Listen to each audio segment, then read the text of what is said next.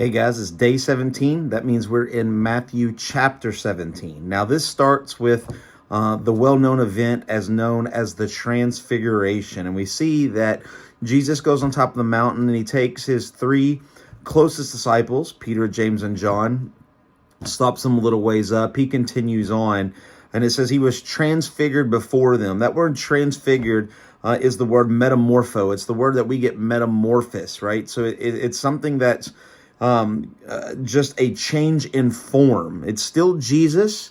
He's still bodily form because we can see that his face shone like the sun. He was wearing clothes. So he didn't change into something else, but it just means something completely different than what the disciples have seen, right? And so his face is shining like the sun. His clothes are becoming white. But then who appears with him is Moses and Elijah. There's about 1,400 years from the life of Moses to Jesus. There's 900 years between the life of Elijah and Jesus. So these guys have been gone a long time, right? But they sit here and they meet, and there's a lot to be said about this. I'm actually going to be preaching about the Transfiguration in a couple weeks, and so I'll kind of get into it on why Moses, why Elijah, what some beliefs in what this means, and we'll kind of dig into that more in just a few more weeks. But notice it says that they were talking with him. We find out from Luke's version of the Transfiguration that they were talking about his upcoming death, the cross that was coming up. And so what's interesting is Peter asked them, he says, hey, I can make you 3 tabernacles or 3 tents, right? And I don't know if Peter necessarily meant to do this. I don't think he meant to do this. But he says, I can make you 3 tents, right? And so what he's doing is, by saying that, he's saying that Jesus, Moses, and Elijah are all the same. They're equal, right? Elijah and Moses, those are great people, especially in the Jewish faith. Jesus is a great person, right? But Jesus is the Son of God. He's a little bit more. So Peter says this, and what happened? God interrupts him. God Almighty interrupts him with a voice of saying, this is my son whom I'm well pleased. Listen to him. And it's really God telling Peter, whoa, they're not equal, right? They're not equal.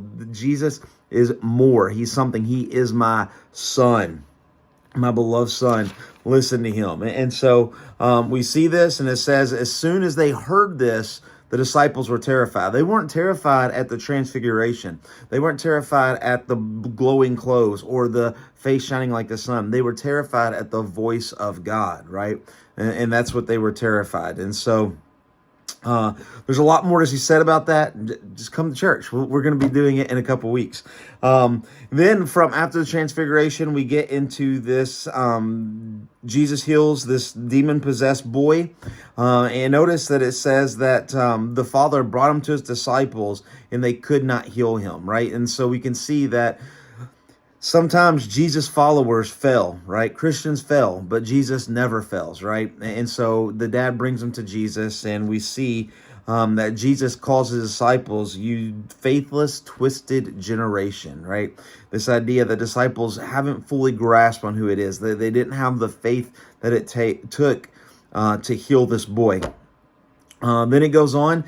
Jesus talks more about his death and his resurrection, and we can see that he's going to be raised on the 3rd day. Well, we understand that. We're on this side of the cross, right? We know about Easter. But even for the disciples, they don't understand what this means. Nobody really understood what this means except for Jesus.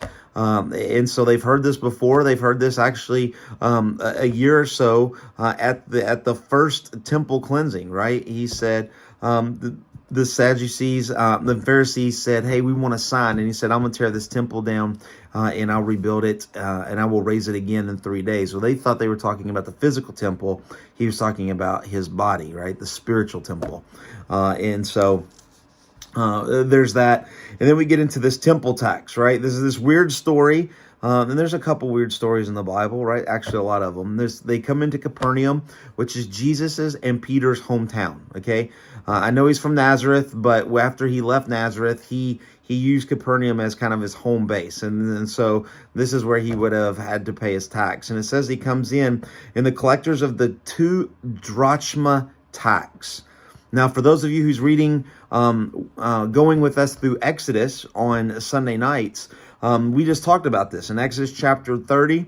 When God is giving Moses the plan for the tabernacle, he says that you will take a half shekel offering, that every person must, every man and boy must give a half shekel offering. This is the same offering, okay?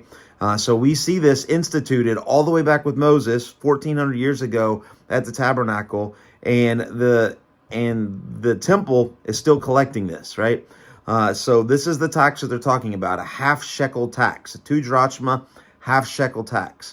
And they kind of the Pharisees say, well, oh, your guy, Jesus, he's too good to pay the taxes. And he says, no, I'll pay the taxes. And he tells Peter, hey, get a line, get a pole, which, yes, Peter was a fisherman, but he wasn't a line and pole fisherman. He wasn't on the Bass Pro circuit, right?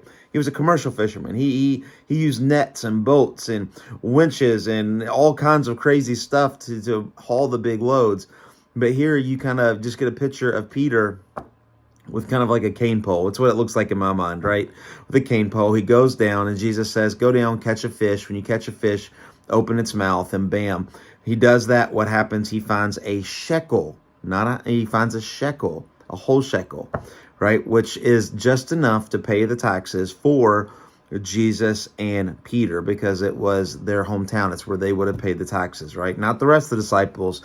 It's just them. So there's a miracle. God provides exactly what Jesus needed and Peter needed, and he gave it over to pay this half shekel offering, this offering that all the Jews paid before they would go meet with God, to keep the tabernacle, to keep the temple going, so that people could meet with God.